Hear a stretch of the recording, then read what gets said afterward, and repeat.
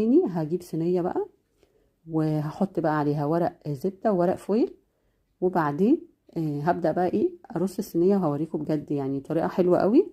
وعايزه اقول لكم طلعت تحفه. التسويه بتاعت البطاطس حلوه جدا، واللحمه برضو كانت تحفه مستويه وبرضو حلوه قوي. بس فاضل لنا ايه؟ فاضل لنا التوم. هنحط معلقه توم كده كبيره مفرومه على اللحمه، بتدي ريحه وطعم روعه. واحط راس توم كده، هشيل بس الجزء اللي فوق منها واحطها بالقشر بتاعها، بس انا غسلاها كويس قوي. بس هحطها بالقشر بتاعها، يعني انا شايله القشره طبعا التقيله اللي فيها من فوق. بس لما التوم بيتحط بحاله كده يعني سليم وبالقشر، عايزه اقول لكم بيدي ريحه وطعم حلو قوي للصواني. كده جبت بقى ورق زبده وورق فويل وصينيه حلوه كده، يعني دي صينيه الفرن. دي صينيه الفرن الكهربي، يعني انا بشتغل بيها على طول يعني.